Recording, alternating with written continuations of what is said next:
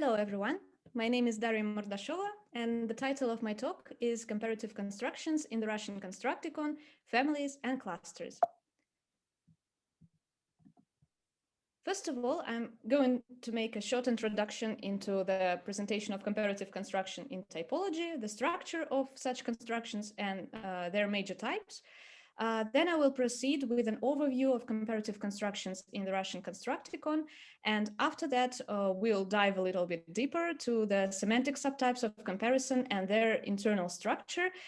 We'll try to identify constructional families based on our data. And finally, make an attempt at building a whole network of comparative constructions in our resource. All right, an elephant is bigger than a cat. This is a typical example of a comparative construction, and there are 5 constituents that are usually distinguished in this construction in typological studies. An elephant is called a comparee, something being compared against something else, and a standard, a cat, is entity that the comparee is compared against.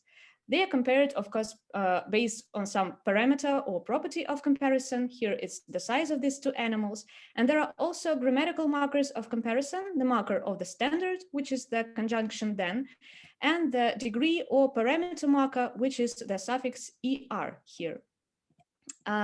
There is, of course, a vast amount of literature on the expression of comparison, both from a typological perspective or informal frameworks. And typologists usually distinguish between 2 major types of comparison. The first type is called quantitative comparison, divided into inequality, Mary is taller than Peter, and equality, Mary is as tall as John.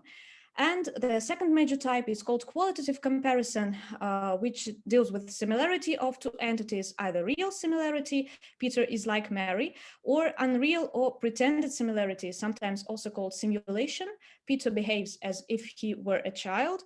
According to Trace, expression of similarity are usually not included in the typological works on the expression of comparison, with the only exception of the work by Haspelmath and Buchholz. And this is probably the reason why the term simulation tends to be the least elaborated of them all. In typological studies, it is very common that comparative constructions are viewed with a focus on morphology and or syntax, and usually one core type of expression or construction is viewed from all the possible angles in a cross-linguistic perspective. For Russian, there also exist detailed studies of separate construction, as well as thorough descriptions of semantics and morphosyntax of degrees of comparison and comparative constructions in general. This talk might seem a bit unusual for the typological context, as we bring a construction grammar perspective to the understanding of a comparative construction and take into account such constructions which are usually neglected in typological works, like Vasya's papai одно лицо. Vasya and his father look very much alike. Literally, this construction is something like Vasya with father, one face. And there are also very many similar constructions. So while a lot of in-depth studies examine individual comparative constructions or a variety of means employed across languages, still little is known about the typology of comparative constructions in a single language. So the key questions for my talk are the following ones. How are large networks of constructions organized? What principles motivate their relationships? And can we learn more about them from calculating relative distribution of construction across the major types of comparison? And what types out of them are most numerous and which ones are sparsely represented within a system of a single language? Now we are moving on to the data in the Russian Constructicon. And as you can see, the semantic type of comparison is among the 20 largest semantic types, including 164 comparative constructions. This semantic type within our classification is included into the large semantic class qualia in the subgroup of properties, together with salient property and temporary characteristic. And we distinguish 5 different subtypes of comparison in our resource. The first 3 subtypes are perfectly in line with what is given in the typological studies. These are inequality, similarity, and equality, and I'm not going to further elaborate on them. But the fourth And fifth types are slightly different from the typological classification. So we do not use the term simulation as it yields some particular connotations for at least the Russian-speaking audience, as simulaция in Russian is something related to pretending of being ill. So we use a more neutral, in this respect, term imitation to refer to a fake similarity of two entities. And we also introduced a fifth subtype of comparison, which is named as contrast, or opposition between two entities with regard to a certain property.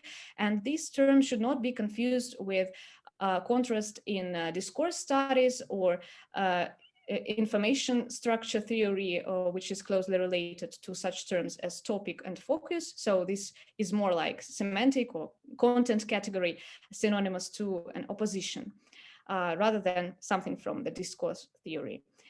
So far, we've got 5 semantic subtypes which correspond to 5 clusters of constructions. They include several families. And a family is a grouping of usually 2 to 9 constructions that are nearly synonymous. Some members of the family may also share a similar syntactic structure and anchor words. Across 164 comparative constructions, we've distinguished so far 33 constructional families. The most numerous cluster is the cluster of contrast with 50 constructions and 10 constructional families. And the most sparsely represented cluster is imitation with 13 constructions and only 2 constructional families. The other 3 subtypes are nearly equally represented in numbers. Some constructions may belong to more than just one semantic type. So in addition to comparison, it may be characterized by some particular degree of intensity. For instance, шум становился все сильнее, the noise became louder and louder. Or in addition to contrast, the construction may belong to the semantic type plurifunctionality and the alternation subtype, when the 2 actions alternate between each other, когда вовремя придет, когда опоздает, sometimes he's on time, sometimes he's late. As for the syntactic patterns of comparative constructions, there are plenty of them, but the most frequent ones, as you can see, are head plus modifier construction, connection construction, and copula construction. So now we are moving to the central part of the talk, and we'll zoom into the internal structure of each of the 5 clusters of comparative construction. Starting from inequality. Here in the green frame, there are 2 core or prototypical constructional families for the cluster of inequality. They are distinguished on the ways of marking the standard of comparison, either with the help of a comparative conjunction or with genitive case. For the sake of time, I'm not going to comment on every example given in the frames. And in thin green frames, there are 2 different groups of families united on different grounds. For instance, one of the groups of families is intensified inequality, where the families are distinguished with regard to different subtypes of degree of intensity. And on the right side, there are superlative constructions, which also have different means of expression of the standard of comparison, for instance, with a prepositional group, or with a pronoun or noun in the genitive case. And there is also a small family of constructions with the superlative degree of adverbs, do something the most X way, for instance, как нельзя лучше, как нельзя хуже. So both these groups of families overlap with another large semantic type, a degree of intensity. Moving on to similarity, we see that the center or the core of this cluster is represented by biclausal constructions with comparative conjunctions, for instance, как. And this meaning of similarity may be further specified different ways. For instance, it can account mostly for visual similarity with different ways of syntactic expression of this semantics by predicative constructions, похож на, nominal patterns, голова тыквой, or verb patterns, напоминать, resemble something. Or it can be specified through a reference to some prototype or a well-known entity, for example, рассказ в духе Чехова, a story in the spirit of Chekhov, or it can be a different contrasting strategy can be used when we refer to a prototype and then name just generally all the similar entities within this group by и все такое, or and so on, etc. And on the periphery of this cluster is situated a small family, which is called intensification through similarity, where this comparative group does not bear the pure meaning of similarity. It is rather a bit blurred here, and страшный как черт does not necessarily mean that the person is ugly or terrible as the devil. It just means that he's very ugly or very terrible, so there is an overlap with degree of intensity.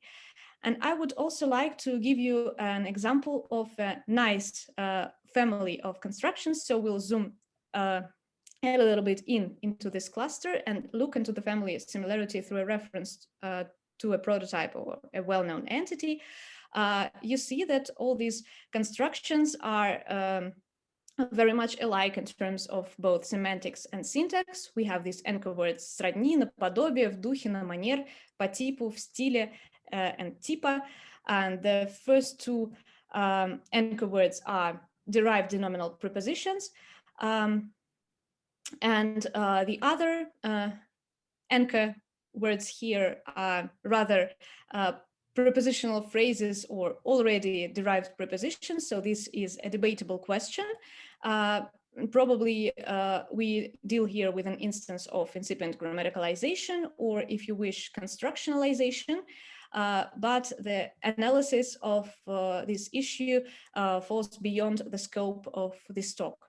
But it's really an interesting question. The third cluster is equality, and the center of this cluster is again bi-clausal constructions. Как скажете, так и сделаю. I'll do as you say. And this meaning of equality may be further specified. Either it is equality of degree, в такой же мере как, equality of appearance, Катя вылитая мама, Katya is just like her mother, or equality of level, which can be understood in both physical and metaphorical senses. Наравне с, Linux была популярна наравне с Windows, Linux was as popular as Windows. And on the periphery of this cluster, there are two constructional families. The first one actually deals with co-referential objects, exactly the same, один и тот же, одно и то же стихотворение, means that pupils are learning one and the same poem. And the second constructional family here includes reduplicative patterns, where equality is a way to refer to the core essence or a prototype. Факт есть факт, effect is effect, is an instance of a pseudo-tautological construction. So that's why here this construction belongs at the same time to another semantic type, salient property, with the subtypes of either essence or matching the standard. So this is the periphery of the equality cluster. The fourth cluster, imitation, can be divided with regard either of either syntax or semantics. So if we look at the division from the angle of syntax, we'll see that there are two different construction types, head plus modifier construction, or predicate argument construction, or metrics and subordinate clause constructions, which focus either on a property which has been imitated, or on an activity of this imitation. But we prefer the division based on semantics, as it's possible to distinguish which family is more prototypical and which one is less prototypical. So the prototype here, according to our view, is intended imitation. He pretended to be asleep, он притворялся спящим. And the other family is so-called unintended imitation, for instance, through a false impression. Принять за кого-то, mistake someone for someone. But these families are rather heterogeneous in terms of syntax, as they include both types of syntactic patterns, which are named here. It's interesting that this category of imitation turned out to be highly lexical or constructional, as there are no grammaticalized means of expression of this category, at least for Russian. And finally, we are moving on to the contrast cluster, where we've distinguished the core 3 constructional families, including contrast of objects, both objects or situations, or strictly situations. The last family can be specified with regard to what kinds of situations are contrasted to each other. Either they are real or potential, or they include some kind of concession. There is also a separate family on the periphery of this cluster, which overlaps with the semantic type plurictionality and the alternation subtype, when 2 actions alternate between each other. He alternated between crying and threatening. And there are also 2 more constructional families accounting for either contrast through reduplication, ученик ученику рознь, pupils are different, and some kind of contrast with a metalinguistic nature, when we oppose 2 different nominations of one and the same entity, where the second nomination fits the reality better than the first one. Не совсем друг, а скорее приятель, not a friend, rather an acquaintance. Then there is also a separate constructional family, which we refer to as evaluative or emphatic contrast, where the contrasted entity is assessed as something positive or, on the contrary, negative for the speaker. Он был настоящим другом, не то что твой брат. So he was a real friend, not like your brother. Your brother is assessed in a negative way from the side of the speaker. And the family intensified contrast is situated on the periphery of this cluster, as она вдруг почувствовала себя вдвойне счастливой, she felt twice as happy, might be also classified as an instance of inequality or contrasting states of one and the same subject. All right, so now very quickly we'll look at the network of comparative constructions. The 4 clusters form kind of a scale from total equality of 2 entities to complete inequality or difference between the 2 entities. And the center of the scale is occupied by the clusters of similarity and inequality. Inequality tends to be cognitively the core cluster of this network, as comparison here is made with regard to a certain gradable and one-dimensional property, and the items are assigned different positions on a scale. Similarity is also very important for this network, as it is another type of comparison which is made with regard to some multifaceted notion, for example, a manner of doing something. Contrast turned out to be the most numerous cluster within this network, with plenty of overlaps with other semantic types. And imitation is situated on the periphery, somewhere in between similarity and inequality, as it includes both fake similarity and covert inequality. And this cluster is most sparsely represented. All right, so what are the conclusions of this talk? I've made an attempt at building a structured network of comparative constructions for Russian, and my study provided detailed evidence on the internal structure of the clusters, which can be modeled as radial categories with more and less prototypical families of constructions. I've shown that the families within a cluster are related on different semantic grounds, for instance, specification, which is quite often, but also intensification, generalization, and emphasizing. The findings are relevant for constructicography and typological studies. We've introduced an additional relevant cluster to the domain of comparison, which is the cluster of contrast. It is viewed as rather a content and not just discourse or information structural category. And imitation turned out to be a highly constructional category, at least for the languages like Russian.